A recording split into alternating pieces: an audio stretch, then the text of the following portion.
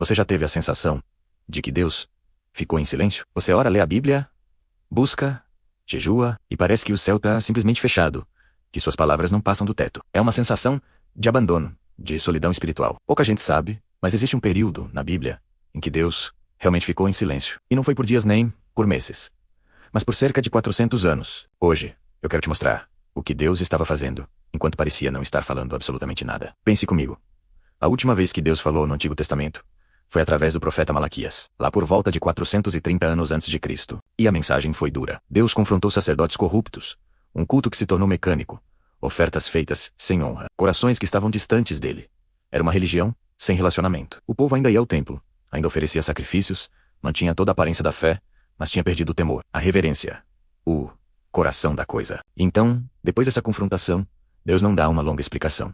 Ele encerra sua fala com uma promessa. Ele diz que enviaria o profeta Elias antes que viesse o grande e terrível dia do Senhor. E depois disso, silêncio. Nenhum novo profeta se levanta. Nenhuma visão é registrada nos livros sagrados. Nenhuma nova palavra é escrita. O seu se cala. E aqui está a primeira grande lição que quase nunca nos ensinam na igreja. O silêncio de Deus não significa a ausência de Deus. Significa que Ele está trabalhando de uma forma diferente.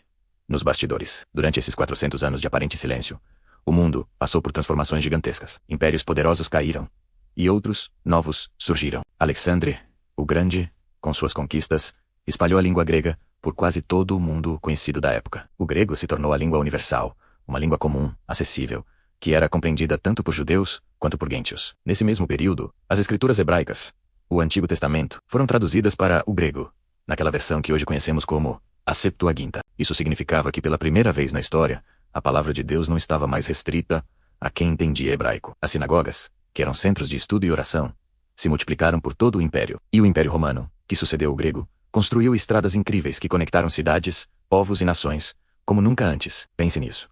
Língua, texto e estradas. Comunicação, conteúdo e logística. Nada disso foi por acaso. Quando Jesus finalmente nasce, o mundo está perfeitamente preparado para ouvir, para ler e para espalhar a mensagem do Evangelho de uma forma rápida e eficiente. O silêncio era estratégico. Deus não estava de braços cruzados. Ele estava alinhando o cenário, movendo as peças no tabuleiro da história para sua maior e mais importante intervenção. Na mentalidade hebraica, silêncio não é sinônimo de abandono.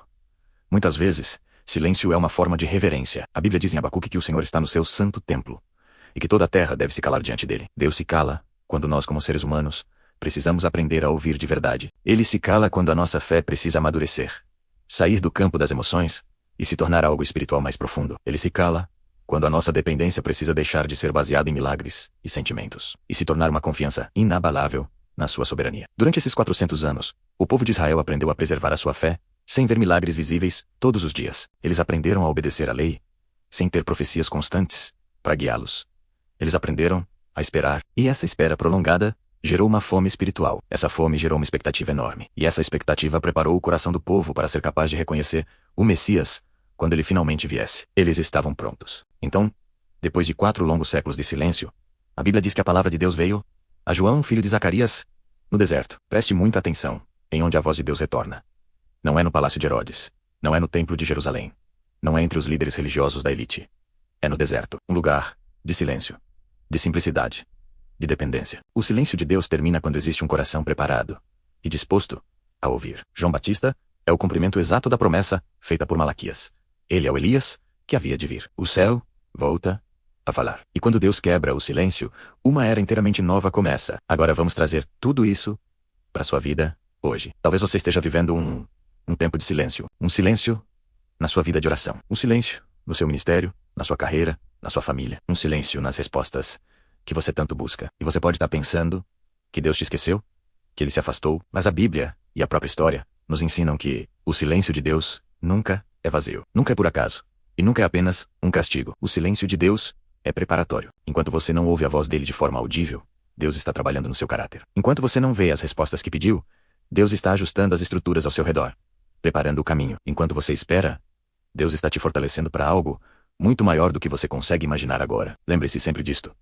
Antes de Jesus se manifestar publicamente, houve silêncio. Antes do Verbo se fazer carne e habitar entre nós, houve um longo período de espera. E quando Deus finalmente fala novamente, Ele não fala pouco. Ele inaugura uma nova estação, uma nova aliança, uma nova história. Então, se Deus parece estar em silêncio na sua vida neste momento, Não corra para o desespero. Corra para maturidade. Permaneça firme na fé. Espere com paciência e confiança. Use esse tempo para aprender, no silêncio, para aprofundar suas raízes. Porque quando o verbo de Deus vier sobre a sua situação, tudo vai mudar. E pode ter certeza de uma coisa: o verbo sempre vem. Obrigado por assistir. Se essa mensagem falou com você, deixe seu like, se inscreva no canal e compartilhe com alguém que também precisa ouvir isso. Até a próxima.